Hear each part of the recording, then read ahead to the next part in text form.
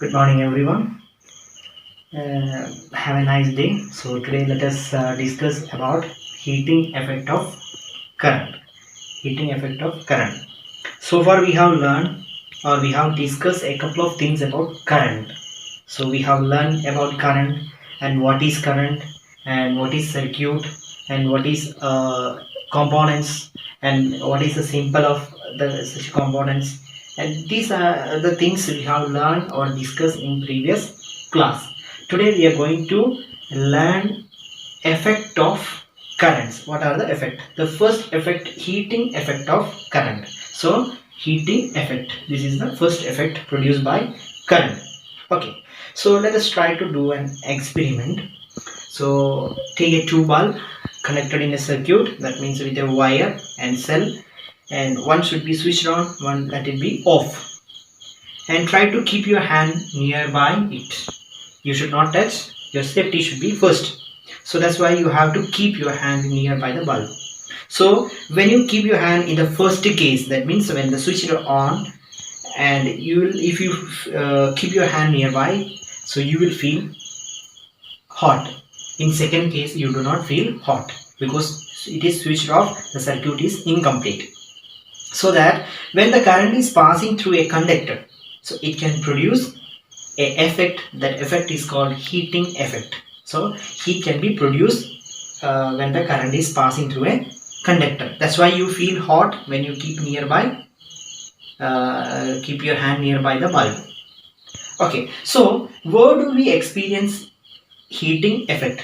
Where do we experience such a heating effect in your day-to-day life? Okay, so in your daily life, we all are using some devices, electric devices such that what iron box, gases, emission rod, and heaters, room heater. These are the devices work based on this heating effect, based on this principle, that is heating effect of current. Okay, suppose we will take an example, iron box. So iron box, we all are using iron box to press clothes. So when you take an iron box, so you can see a plate on below the iron box. So that below that plate is the heating element of the device, iron box. So when the current is passing through the devices, so what happened, that element, that plate become hot, and that heat can be used to press the cloth. That is about iron box. So iron box is working on the principle of heating effect of current. And next one, room heater. Room heater we are use in winter season to make our room warm. So that also use the same principle, heating effect of current. And immersion heater, gaseous used to what make water hot. So there is an element, heating element inside. So when the current is passing through this element, so the element become hot, and using hot make the water warm. In iron box, so you can see an iron plate, so that is made up of nichrome. Nichrome is an alloy. Alloy means it is a combination of nickel and chromium. So chrome is an alloy. This alloy is used as a heating element. In case of bulb, tungsten is the element, so that's also heating element. So the tungsten can be withstand high temperature. The same way, nichrome also can be withstand high temperature. It is high melting point, and it does not oxidize when when it is heat.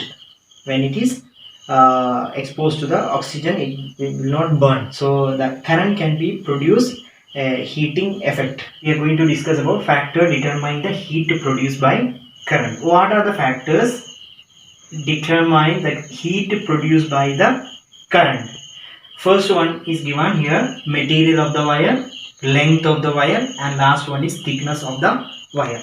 So these are the factors determine the heat produced by current. So as we know that Joule's law of heating. So what is the Joule's law of heating? So it is given by a scientist, Joule. So he said that H directly proportional to I square RT. This is the Joule's law of heating effect. So this is says that heat is proportional to square of the current and resistance and time for which the current flowing through the wire. So that is Joule's law. Okay, in this case, so here first one, material of the wire. So we use a good conductor, high melting point, and it does not oxidize. Such that material we are used to produce large amount of heat. So if the material is what made up of nichrome, nichrome can be produced more heat. That's why the material of the wire is determined the heat produced by a current. And length of the wire. Here I is the current and here R is the resistance and time T is the time for which the current flow through the conductor. Okay, so when you take a resistance of the wire, so it is directly proportional to length of the wire and inversely proportional to area of cross section of the wire. Resistance means what? When the current is flowing through a conductor, something should be oppose the flow of current or try to stop the current. That is resistance. If the resistance is high, only it can be produce more heat. So length is directly proportional, area of cross section is inversely proportional. That is thickness is what? Inversely proportional. If the thickness is what? More, that means area of cross section. Area of cross section, if you take a wire, when you cut this wire, so this small part is what area of cross section. So if the area of cross section is more, the resistance will be low.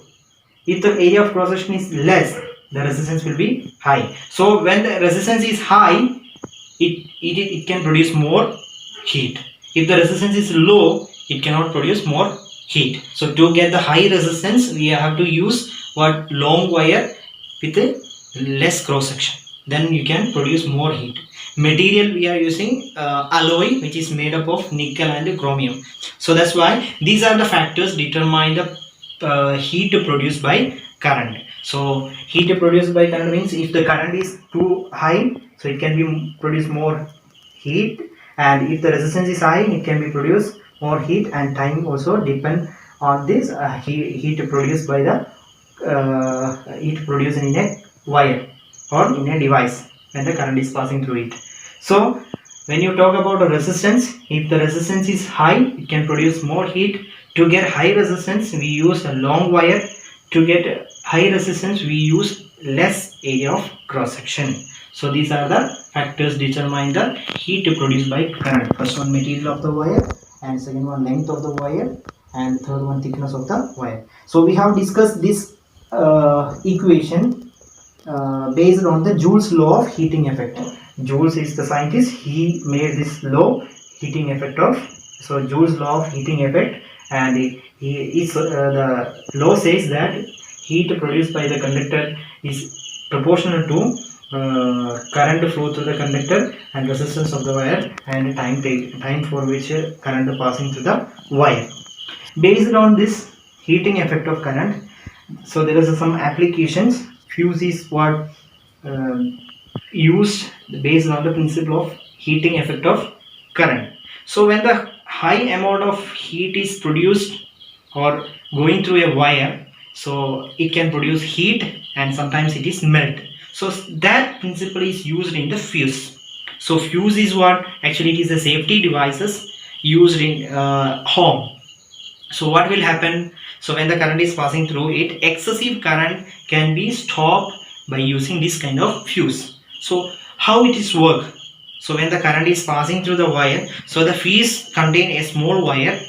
Sometimes huge amount of current is passing through it, so it may be broken and the circuit is break and the current never go through further, and it will be stopped there itself, and it will be safe or protect our devices which is inside our home. So that's why we are using fuse.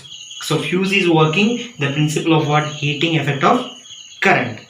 So that is an application, and we are using different type of fuse nowadays. MCB, main circuit breaker. So nowadays we are using such that fuses. So these are the things I want to explain. So first one is heating effect of current, how it produced. And so what are the factors determine the heat produced by the current? First one is material of the wire, second one length of the wire, and the thickness of the wire. I have explained these factors based on the equation, that is H directly proportion to square of the current, resistance, and time for which current passing through it. So this is says that this is a Joule's law. It says that heat is directly proportional to these things. Okay, I have explained this. The length is increase. What happen? The resistance will be high. If the resistance is high, heat can be produced more. If the area of cross section is high, so resistance will be less. It may not be produced much heat. So that's why area of cross section should be small and the length should be more. Then only we can produce more heat. So that's why heating elements are a very long and thin wire. Hope you understand the topic. So thank you so much.